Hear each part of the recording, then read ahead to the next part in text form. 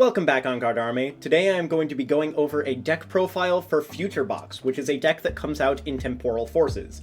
I wanted to cover this a bit early because I really love this concept, and just thought it would be a fun thing to go over. Obviously, I do not have the cards on me, so this is not going to be a physical deck profile, it is going to be an online deck list, but with pokedgear.app, created by Jake Gearhart, it is very easy for us to see all of the cards individually and go over them individually.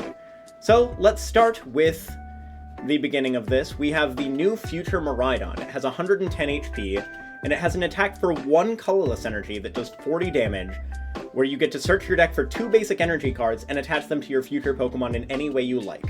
This deck, as I should mention, is a reprint of TDK, which is Thunderous Deoxys Qrem, which was a deck in 2010, and I love to see the flavor of this deck coming back now. Accelerating Peak allows us to accelerate onto our other future Pokemon so we can start getting them set up to get rolling in the game. This is also boosted by the effects of Iron Crown, and before we move on to Iron Crown, it also has an attack Sparking Strike that does 160 damage for 2 Lightning and a Psychic, which is really relevant, as a one-prize attacker able to swing for 160 is pretty dope. We have Iron Crown EX, which has the ability Cobalt Command. Your future Pokemon's attacks, except any Iron Crown EX, do 20 more damage to your opponent's active Pokemon. So you can boost up that previous Miraidon's attack to be hitting, like, 80, 100, 120. Like, you can hit high numbers with a single energy attack on turn 1, which is really nice for taking KOs on things like Comfeys and whatnot that your opponent may start with, taking an early prize lead while also being able to set up your other Pokemon. It also has a potentially relevant attack called Twin Shotels, which this attack does 50 damage to 2 of your opponent's Pokemon, and the attack isn't affected by weakness, resistance, or any other effects on those Pokemon. This means that it completely ignores the effects of Manaphy and also other Pokemon's Terror rules, so you can hit the bench regardless of what they have in play. Not sure how relevant it's going to be, considering how it does not buff itself up and it's only doing 50, meaning that if you were up against something that's like evolving or something that you just want to put damage on, it might not hit the exact numbers that you want to because it's not boosting itself, but it could be some necessary chip damage in the game, especially if you want to chase a Pokemon that was already, like, damaged. Then we have Iron Leaves EX. I think this one's one of the most cool future Pokemon that's coming out. It has an ability called Rapid Vernier, which, once during your turn, you may play this Pokemon from your hand onto your bench, and then switch it with your active Pokemon. If you do, you may move any number of energy from your benched Pokemon to this Pokemon. So, if you've already accelerated energy onto the field, and you've got 2 Grass Energy and some other color energy in play, you can move 2 Grass and that other energy up to this and just swing for 180 plus whatever you're boosting with Iron Crown as well. Iron Leaves is such a good attacker. This is not just going to be used in this deck, it'll also probably be used in Arctina, which in Japan is seeing a bit of a resurgence. It being a switching effect as well as an attacker that can just set itself up out of nowhere is so insane. I love this card so much. It's why we are playing 2 of this. We'll go over the counts later because it doesn't show the counts while I'm clicking on these. Miraidon EX. This is a new Dragon-type Miraidon, meaning it does not have any weakness, but it has 2 different attacks. One for a Lightning and a Psychic that does 60 plus 100 more damage if the opponent is already damaged. So for example, if you hit into it with the Baby Miraidon, this would be able to respond and normally KO practically anything that you put damage on. Then it also has Cyber Drive, which does 220, similarly to the other Miraidon EX, and then you can't use this attack on the next turn. This is great, because with 1 Lightning, 1 Psychic, and 1 Colorless, you can set this up pretty easily with the amount of resources that we have to accelerate in this deck. And with Iron Crown boosting it up, 2 Iron Crowns and a future booster energy capsule is making this hit 280 already, which is absolutely insane. That's why we are also playing 2 of this card. We've got Iron Hands EX, obviously, because it's another future Pokemon, and it is broken against one-prizers. A lot of games we may just open with going Miraidon, swing, accelerate 2 to Iron Hands, and that's absolutely nutty putting 2 on this turn 1, because then you can use the Reboot Bot and attach on the next turn, and then swing with Amp You Very Much for 120 plus Iron Crown boosting, and there's also a new tool card, Heavy Baton, that lets us basically set up a second Iron Hands EX for free. Moving on, we have 2 Mew EX. This is the one non-future Pokemon in this deck. It has the ability Restart, which lets us draw until we have 3 cards in hand. This will be good throughout the game as being like a consistent draw engine that doesn't require a ton. It also has genome hacking. It's not going to be particularly relevant. We're not really going to be swinging with this, but it also having free retreat means that we can just promote it to the active when anything is KO'd and then pivot from it. Then we have 4 Iono. I just realized there actually is a number down here that shows how much we are playing of this card. But Iono is a disruptive card. We're playing 4 of this because even as the game goes on and we are getting less cards off of Iono, it's playing us into our Mew more, so we can draw more cards off Mew. So this is super disruptive throughout the game, because most of the time they'll take a 1-prize knockout on Miraidon, and then a 2-prize on a 2-prizer, and a 2-prize on another 2-prizer. So throughout the entire game, we're just increasingly disrupting them more and more. But yeah, each player shuffles their hand and puts it onto the bottom of their deck, and then draws cards for each of their prize cards. So at the beginning of this game, this is a straight up draw 6, and in the late game, we can use it to enable our Mews a bit more to draw more cards. And since there's no path in the format, it doesn't really matter. They can't really shut down our Mew with anything other than like a Pokemon ability, unless we see something else get printed soon. Then we have 3 Arven. Arven becomes so busted post-rotation. With A-Specs coming out, you can search out basically any A-Spec other than Neo Upper Energy with this. This can grab us our Reboot Bot, as well as any of our Future Booster Energy Capsules, EXP Share, or the Heavy Baton that we are playing. Arven can also grab us any of our other pieces, including Techno Radar, Ultra Ball, Energy Switch, Earthen Vessel, etc. Insane card. It's going to get so much better post-rotation.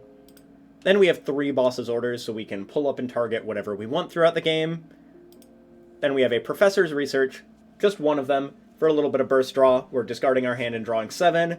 This can also be used to discard some of the energies that we have, so we can enable Reboot Bot a little bit easier. Then we have Techno Radar. This allows us to discard a card from our hand and search our deck for up to 2 future Pokemon. Searches out literally everything on our deck except for Mew. So this is absolutely busted in a deck like this. Then we have 4 Ultra Balls. This is discard 2 cards from your hand and search your deck for any Pokemon. Not only is this great for grabbing any Pokemon from our deck and thinning our hand for Mew's Restart ability, but it also brings the Pokemon to our hand, not straight to our bench, meaning that this synergizes more with our Iron Leaves EX. Because we put it into our hand, we can play it down onto our bench to get the actual effect from its ability, whereas Nest Ball would just be putting the Iron Leaves directly onto our bench and not actually triggering its ability. Then we have 2 Energy Switches. This is for after we use Reboot Bot, we can spread a bunch of energy across the field, 1 to every single one of the future Pokemon that we have, and then Energy Switch can move them around, so we can move an energy from one of our Pokemon to another, so we can attack a little bit easier. I think Energy Switch might be like a necessity in this deck. I don't think it'll need like 4, but since we're playing Arven, we can tutor out one of the 2 that we are playing.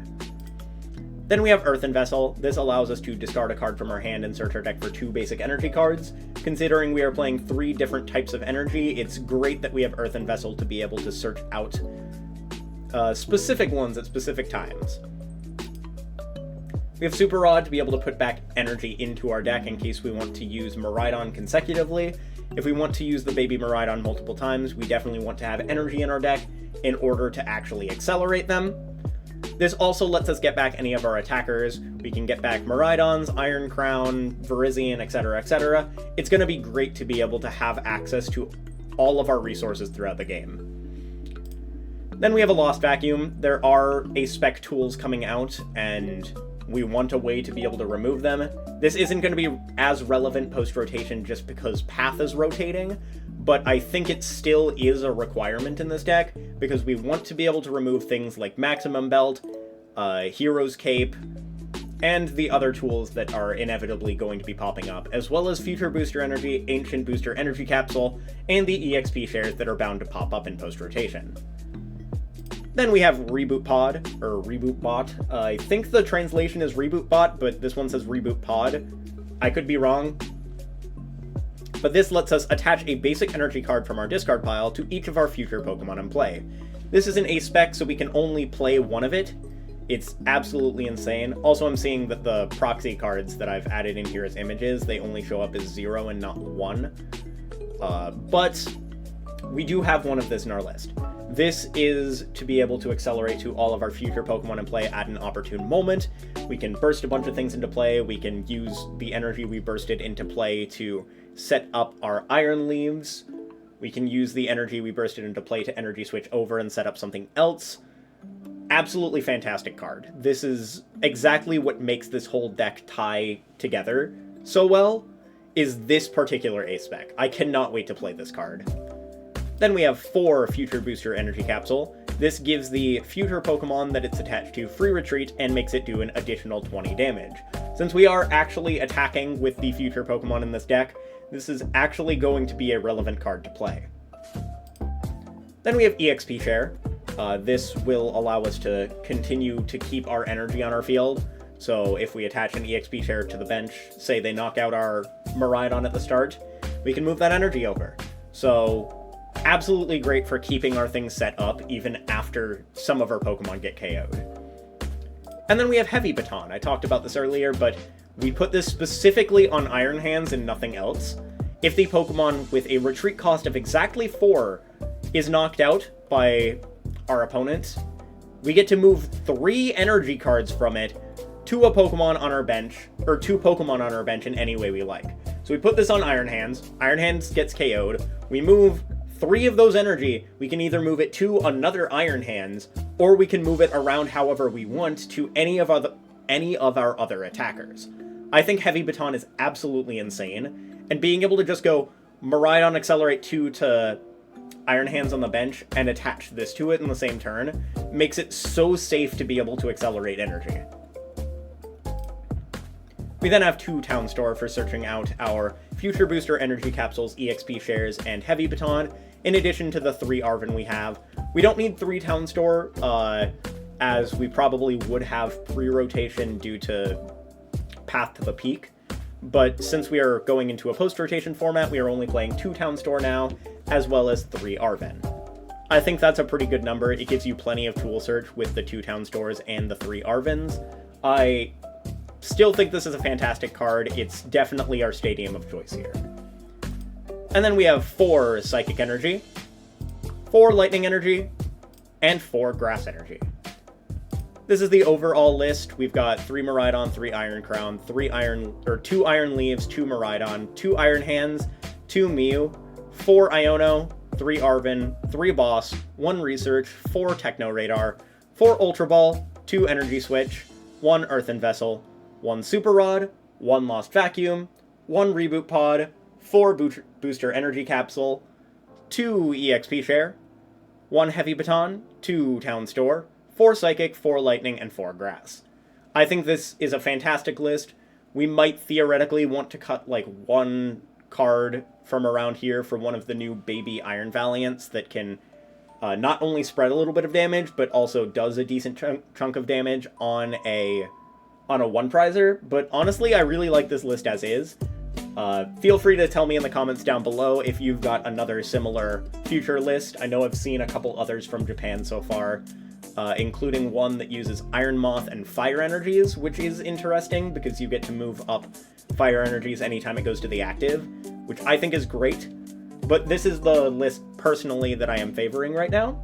Hope you all enjoyed this video. Leave a like and subscribe if you did, and I will catch you all later.